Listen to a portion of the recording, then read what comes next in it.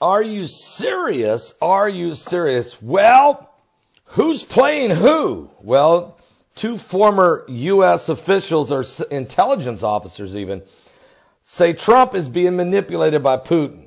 Well, here's the latest reports over at the Crusader Journal and also Reuters and also at Yahoo News and others. But at the Crusader Journal, Bart Begley has an article here. It says two former top U.S. intelligence officials say they fear today that President Donald Trump is being manipulated by the Russian President Vladimir Putin after Trump said he believed Putin was sincere in denying the Russian meddling in the 2016 election. Now, former CIA Director John Brenneman and ex-National Intelligence Director James Clapper, the Clapper, both said that Trump was manhandling Moscow ties even as a special counsel investigates possible collusion between Trump's campaign team and Russia. I understand, but do you realize who John Brenneman is? He's the 6-year CIA director under Barack Hussein Obama. He was the guy, he was the CIA director when ISIS was born through the entire Arab Spring. All right.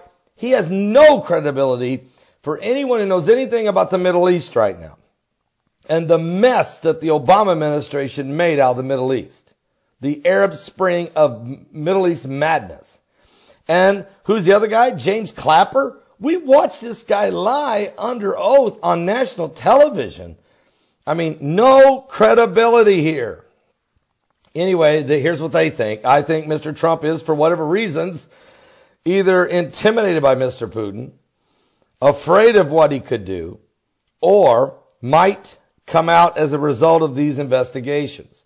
It's either he's naive, he's ignorant, or fear in terms of what Mr. Trump is doing, vice versa the Russians. Brenneman said in an appearance with Clapper together on CNN State of the Union. These guys are both clueless. John Brenneman and James Clapper are both clueless, both obviously anti-Trump, and in my opinion, anti-American. CNN, the fake news network. This is the mainstream fake news media with two, obviously Obama disciples who hate Trump. And the Clapper even added that foreign leaders who roll out the red carpet for Trump are able to manipulate Trump. Really? Really? You can psychoanalyze the president from a distance by watching a red carpet roll? Let me remind you, James Clapper, that the last time that President Obama arrived in China, the Chinese didn't even bring out a ramp for him to get off the plane, and there was no red carpet, and nobody showed up to greet him, certainly not President Xi. Who's manipulating who?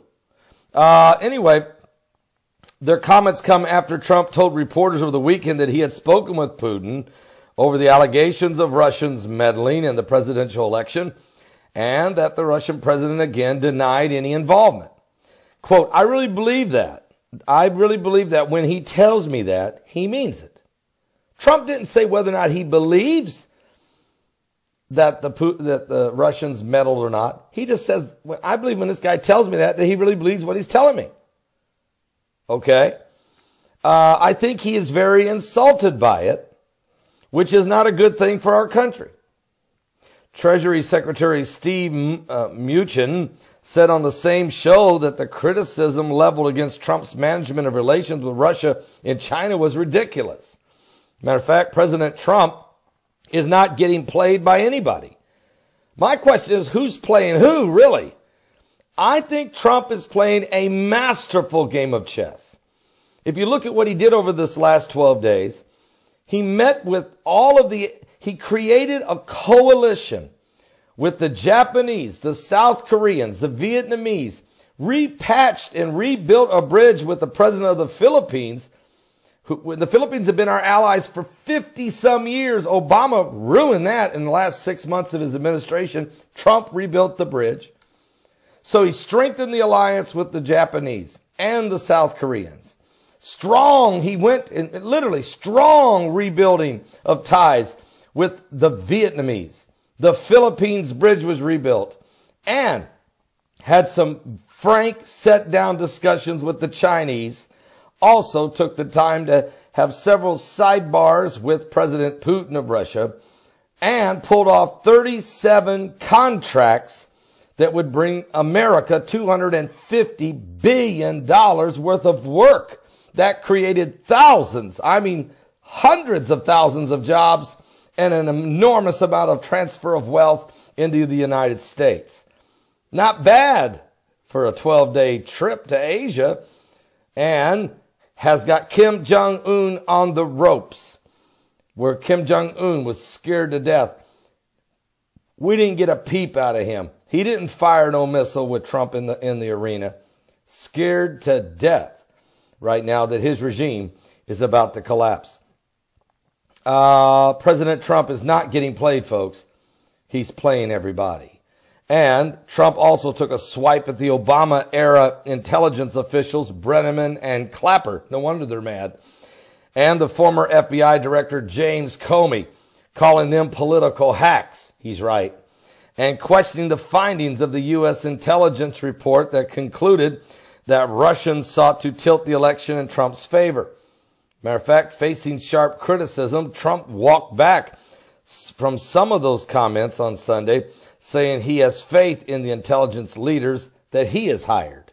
And Brenneman on Sunday called Trump's criticism of him a badge of honor, while Clapper suggested that Trump's denial of Russian interference in the election poses a peril to the country. No, James Clapper, seriously, James Clapper, Hillary Clinton's collusion with the Russians over the Uranium One deal, both of which James Clapper blessed, James Comey blessed, John Brenneman blessed, Eric Holder blessed, Susan Rice blessed, and who else? Oh, and Robert Mueller himself, who's supposed to be investigating, was the FBI director then. He blessed it. And of course, President Obama blessed it, and Hillary Rodham Clinton orchestrated it. Every one of these people were involved in allowing the Uranium One deal of the United States selling 20% of its uranium to the Russians through a Canadian third party, Uranium One, and the kickback was to the Clinton Foundation of $145 million. Meanwhile, the Podesta brothers have had to close down their lobbying firm because they never did file to be foreign agents selling multiple millions of dollars worth of intel and influence worldwide. And they were even involved in the Russian deal with Paul Manafort. Now, Manafort is arrested, charged, and facing prison time. The Podestas are just closing up shop and getting out of town. Probably go run into Maria Abramoff to smear some more blood on the wall in another spirit cooking session. Will they be arrested? Well, if Robert Mueller remains the secret counsel, special counsel, I'm sure nothing will come to the Podestas. And what about the Clintons? And what about the corruption? No, folks, take another look at it. Who's playing who? Trump? Is he playing the master game of chess? Putin? Well, Putin is as well. Both these guys have got several checkmates and several moves. The question is, does the world really realize the danger that we're all in? Have we understood that we're in the last days? That at the end of the day, all of this is going to mean nothing. If you don't get your life right with God, it's not going to matter. Give your life to Jesus Christ. It's winding up, folks. This is the last days. Stephen Bendanoon is going to join me tonight. We're going to be talking about the Middle East madness. What's going on in Saudi Arabia? Why are all the princes being arrested? What about the Houthi rebels being funded by the Iranians, and the fact that the Hezbollah taking over Lebanon, is Iran about ready to go to war with Saudi Arabia? And does Israel get squeezed in the middle? And how, I mean, seriously, Stephen Ben Danoon, my guest tonight, Sunday Night Live at 7 p.m. Eastern. Don't miss it. Are you serious?